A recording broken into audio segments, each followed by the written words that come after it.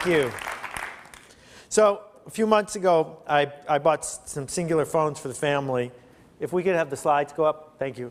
And $30, $40 rebate.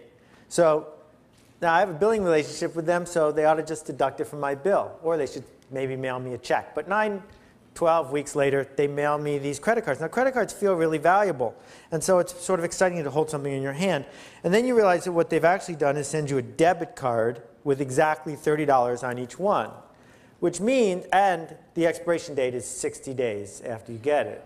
Which means that you have to have a negotiation with a clerk in order to do it. Because if you buy something for $38, you say, well, all right, I'm going to give you this card, charge me $30, and then I'll give you the other $8. And if you buy something for $27, there's only $3 left on it, it's broken. The point is that they had this opportunity. By the way, full value on those, except it's expired. They had the opportunity to deepen the relationship, to make it so that when it was time to renew, I wouldn't hate them. But instead, someone set out to say, how can we maximize breakage? How can we maximize the number of times people won't use the card, right? I mean, they should have just carved a check on a giant piece of stone and trucked it to my house and see if I get it. So that leads to what I came to talk about today, which is the inspiration for a website that I conned Mark into starting called This Is Broken. And what I came to talk about today is stuff that's broken, why it's broken, and why sometimes it's a good thing, but usually it's a bad, and how all around us is this huge potential, hidden potential, to make things unbroken and benefit from it. I invented This Is Broken because of a cab stand at Newark Airport. You get there, there's 75 people in line, and there are 75 cabs, and it takes an hour. And there's a man in a uniform who will get you in trouble if you just go and get in a taxi. If they just said, Craigslist style, everyone go, and got out of the way, it would work. But it doesn't work because of a whole bunch of complicated reasons. And I want to talk about what I think 7 of those reasons might be. But first, I got to take a minute. I got to explain. I've never given this presentation before, not one word of it, not one picture. And I may never give it again. But I'm winging it, so we'll see what happens. But what does it mean to be broken? First of all, if I think it's broken, it's broken. Now, you get to say the same thing. If you think it's broken, it's broken. Now, the person who made it might not care if you think it's broken. And that's the incredible stupidity of the comments section of This Is Broken, which is that no matter how broken something is, someone will post a note saying, I don't think it's broken, and here's why. Right? And I don't care if you don't think it's broken. If I think it's broken, it's broken. So, that said, here are 7 reasons why things might be broken. The first symptom is, the first cause might be the not my job syndrome. The second one could be created by a selfish jerk. The third one is the world changed in between the time it was designed and the time you used it. The fourth one is I didn't know. The fifth one is I'm not a fish, which is one of my favorites. The sixth one is contradictions. And the 7th one is broken on purpose. And I'm going to whip through these as quick as I can. I am sure that this is not the right list. I'm sure I'm leaving things out, but I'm winging it here. So here we go. Not my job. Someone actually made this sign. Now, the guy who made the sign is gluing the letters, right? And he's a smart guy. He knows it's stupid. It's broken, but it's not my job to fix it. This is the movie theater. If you know anything about movies, you know that 99% of their profit comes from the crap they sell you at the concession stand. So tell me why this is the line to buy something with a 95% gross margin. The people at the counter are doing their best, but there aren't enough of them. The system is broken. Somewhere along the line, somebody had the job of reducing the cost at the theater. And the easiest way to reduce the cost is to, play with the thermostat or have fewer people at the concession stand. And there's one theater in Bronxville, New York, where the concession stand closes 30 minutes after the last showing. It starts. So there's an hour where there are hungry, fat Americans who want to buy more food at 95% markups. They can't do it.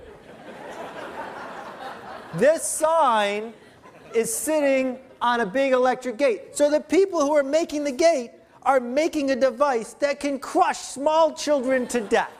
And they're putting the sticker on it, knowing what the sticker says, right? They ought to walk down the hall to the engineer and say, no, the sticker is not the solution to the problem. There's a lot of broken things in men's rooms. I don't know about ladies' rooms, but in men's rooms there's a lot of broken things. It's not altogether clear why. But I have just one or two examples. You can get in trouble taking too many pictures, but I have one or two examples. The problem is someone had the authority to make this sign, but not enough authority to fix the reason they made this sign in the first place. And one of the symptoms of not my job thinking is when you see something that's broken, that's not broken everywhere, and there's just a sign to help the public navigate the problem. This is one of my favorites. I have no explanation whatsoever for that one. So this one came from Mark. Did you take this picture? Sent to Mark. Okay, so it's for a dog. It's a prescription for a dog, and it says, can you read it back there? Alcohol may intensify the effect.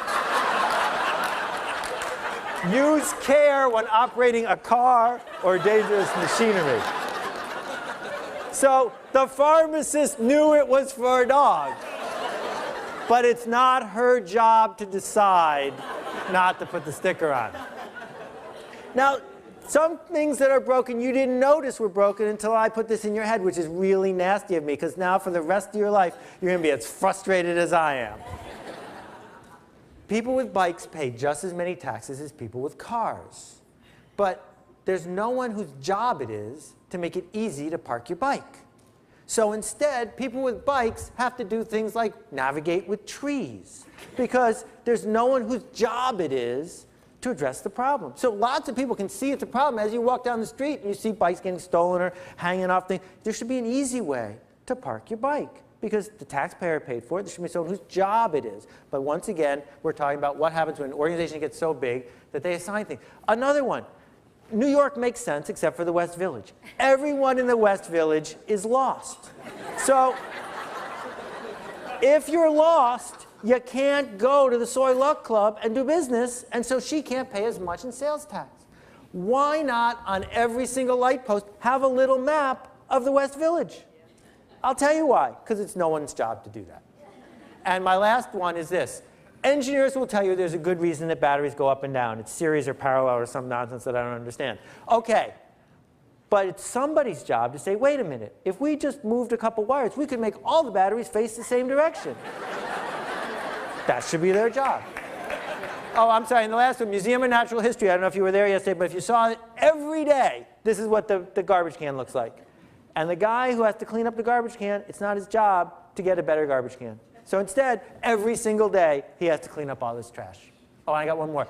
We spend millions of dollars dumping these things, which is a good thing to do, on people who need food. Why are they designed to look like bombs? Right? I mean, what's the point there? Not my job to fix that. Okay, the next one is selfish jerks. There's a little bit of an echo of some of my past work here. The publisher of the Wall Street Journal sends me some spam to sign up. No, I don't care about you. You have not only wasted my time, but you have gone ahead and hurt your brand to get something in the short run. Another example is actually not selfish, it's just theft, and it really hurt my feelings. But these people are selling sort of organic cigarettes. And it's broken, but it works on some people who don't think it's broken, but it's selfish. It's selfish to use the ability to tell that story in order to eventually kill and maim your customers.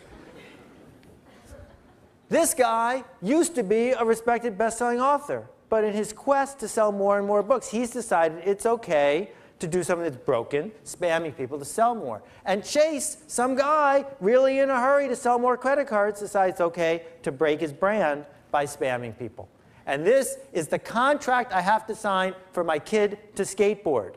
Now, if the goal is to tell me the truth about risk, it should be designed in a way that I'm actually going to read it and understand. If the goal, on the other hand, is to put enough stuff on the page that after, God forbid, he breaks his wrist, and I try to sue them, they can say, ha, ha, ha, we tricked you, then that's what they accomplished. But once again, it's an example of something being broken. And this is a little riff that was on This Is Broken from an airport, I think in Montreal or Toronto. Internet access, they don't have Wi-Fi, you have to pay for this machine. There's one of these machines. First thing, they don't want to pay for new keyboards. So the keyboard is made out of kryptonite, and you're unable to actually use it. And the chair is really uncomfortable, and the screen is loaded with ads and stuff at the top, so it takes a really long time to surf.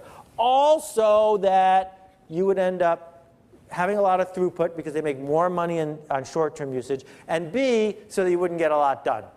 Doesn't make sense. This one, I wish I had more pictures for. Napoleon Dynamite, right?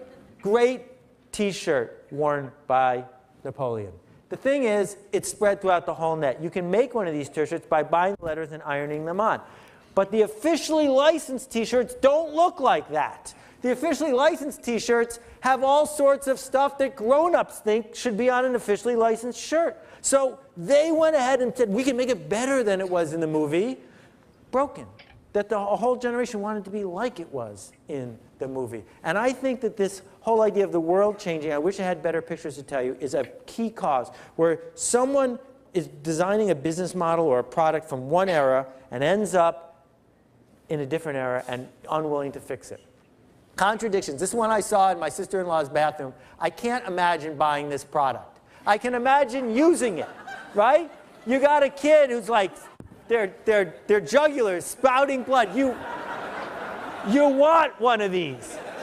But in the drugstore, you don't want to imagine that you're ever going to need it. Someone sent me this from Germany, professional gum. There's just, it doesn't match. And this one, someone sent me that was on my blog for a while.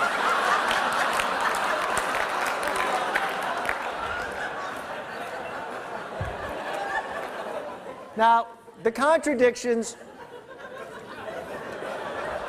can be really subtle.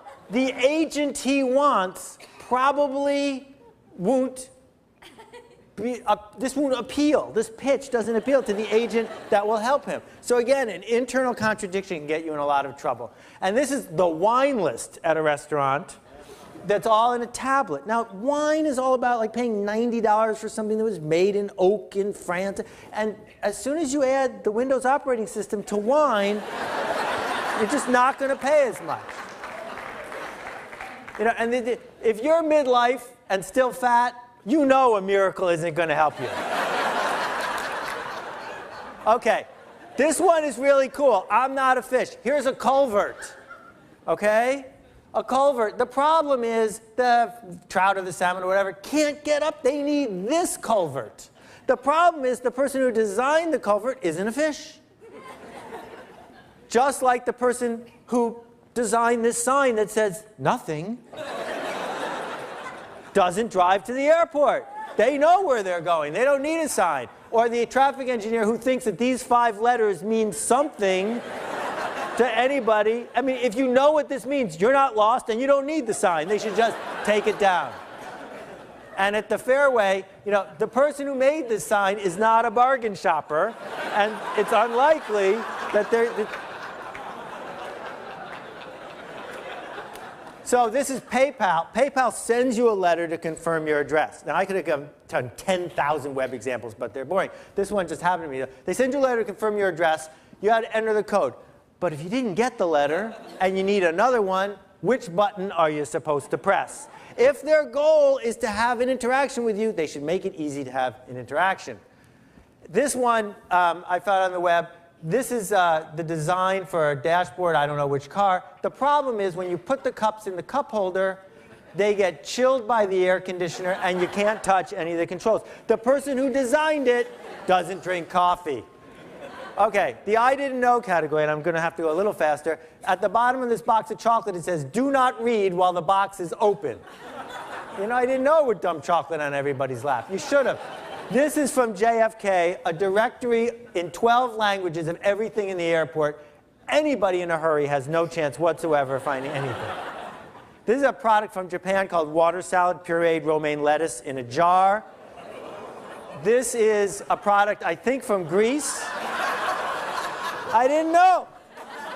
And this is a very famous beverage from Japan. It's a little too sweet, but the guy in Japan, that's apparently a good riff that people want to drink. This is for a $1 million laser cutter in a factory in Buffalo, New York. Now, I want you to look at the dirty parts.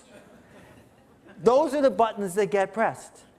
There are buttons that never, ever get pressed. Every button is exactly the same size. It doesn't make sense. The person who built this never used it, never thought about what is going to happen. As a result, it's a failure. And back to JFK, if you're going to Uzbekistan Airways, this is the only sign in the entire roadway that tells you where to go. The only one. So if I think about all the decisions I need to make at the airport, probably the single most important one is going to the right terminal. But again, you know what I'm saying. And I don't know, if someone can explain this sign to me, you win a prize. Okay. My penultimate category is broken on purpose, which is my opportunity to show you my socks. Now, my son points out that the socks do match because they're both the same thickness. But the point is, they're broken on purpose so that people will see the brokenness of them, comment on it, notice it, and maybe buy a pair. And some other examples I have of that, Jimmy Choo shoes are not good shoes. They are not good at being shoes. They're good at something else. They're broken on purpose. So don't complain if they hurt your feet, because that's not what they're for. This sign is trying...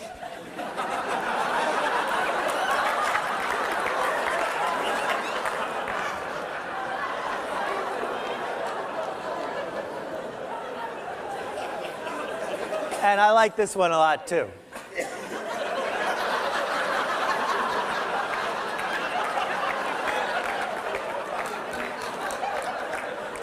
Now, Edward Tufte is really proud of this graph. He says that this is the best graph ever made.